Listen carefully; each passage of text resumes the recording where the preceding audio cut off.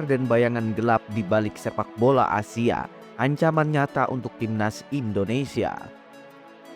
Bukan permainan mereka yang menakutkan, bukan pula taktik mereka yang bikin ciut nyali.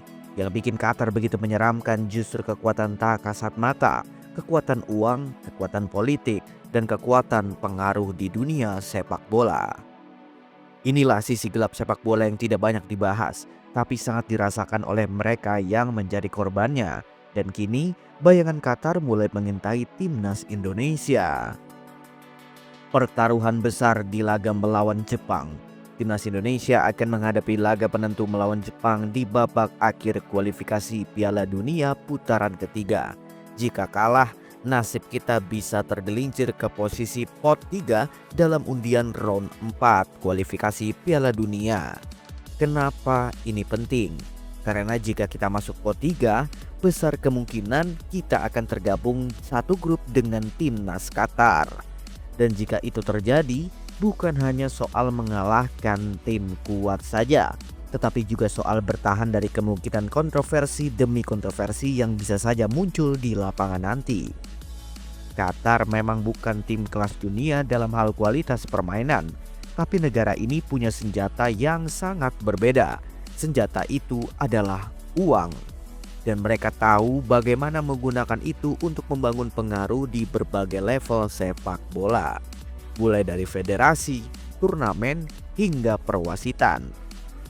Qatar bukan negara yang asing dengan kontroversi. Di Piala Asia U23 kemarin, Indonesia pernah menjadi korban. Di laga pertama ketika Indonesia menghadapi Qatar, pertandingan tersebut penuh dengan keputusan wasit yang cukup janggal, di mana penalti yang dipaksakan, kartu kuning dan kartu merah yang merugikan timnas Indonesia. Hingga situasi yang bahkan membuat netizen Asia Tenggara ramai-ramai menyuarakan kejanggalan yang terjadi. Di Piala Asia Senior 2023, skenario yang mirip terulang kembali. Tajikistan mendapatkan kartu merah. Iran juga bernasib sama, di mana mereka harus bermain dengan 10 orang.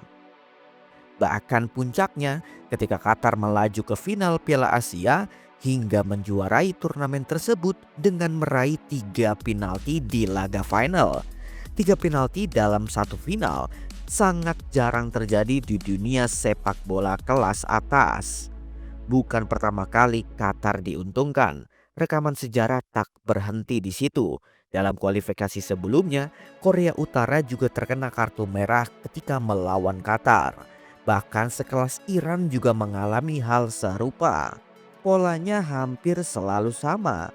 Lawan mendapatkan hukuman keras, kartu merah atau penalti. Qatar mendapatkan keuntungan langsung, hingga tim lawan kehilangan kendali permainan dan akhirnya harus kalah. Ini adalah fenomena yang sangat mengkhawatirkan bagi tim seperti timnas Indonesia yang sedang membangun kekuatan, bukan hanya soal teknis, tetapi juga soal sisi pengalaman dan diplomasi dalam mengatur emosi di lapangan.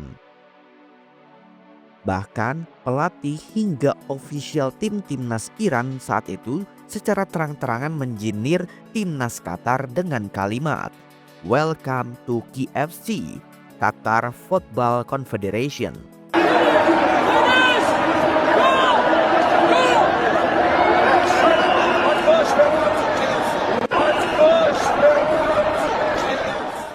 Sindiran ini bukan tanpa sebab. Banyak negara merasa bahwa saat menghadapi Qatar, mereka tidak hanya melawan 11 pemain Qatar, tetapi juga struktur kekuasaan di balik layar sepak bola. Alias mereka seperti melawan 12 pemain, 11 pemain dan satu tambahan pemain, yaitu wasit. Mengapa Indonesia harus hindari Qatar di putaran keempat? Qatar adalah negara kaya dengan pengaruh kuat di kawasan AFC. Ketika mereka bermain di kandang, mereka bukan hanya punya dukungan penonton, mereka juga memiliki fasilitas, kontrol, dan relasi kuat di balik federasi. Indonesia harus sadar, melawan Qatar di ronde 4 bukan hanya soal taktik Patrick Kluivert atau soal performa Jay Idjes dan Ole Romeni semata. Akan tetapi ini juga soal ketahanan mental menghadapi keputusan-keputusan yang tidak adil. kesiapan melawan sistem yang mungkin memihak tim lawan, bahkan kesiapan menghadapi atmosfer pertandingan yang bisa saja sudah diatur sejak sebelum peluit pertama dibunyikan. Karena itulah Indonesia harus menang melawan Jepang. Kemenangan ini bukan hanya tiket ke ronde 4, tetapi juga perlindungan dari ancaman timnas Qatar.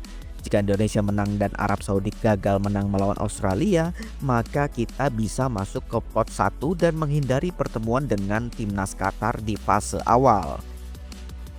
Beberapa orang mungkin akan mengatakan ini hanya teori konspirasi semata, tapi terlalu banyak pola dan kejadian yang serupa terulang secara terus-menerus. Ini bisa saja disebut kebetulan, tapi saya nggak yakin kalau ini sebuah kebetulan. Jika negara-negara seperti Iran, Tajikistan, dan bahkan kita sendiri pernah merasakan hal yang sama ketika melawan Qatar, maka pertanyaannya bukan apakah Qatar bermain kotor? Mengapa ini terus terjadi dan siapa yang berani membenahinya? Kita tak takut pada permainan mereka, tapi kita harus cerdas menghindari permainan di balik permainan. Apakah kalian setuju kalau timnas Qatar kerap bermain kotor? Bahkan hal ini juga sudah dinotis atau diketahui oleh seluruh masyarakat sepak bola di seluruh dunia.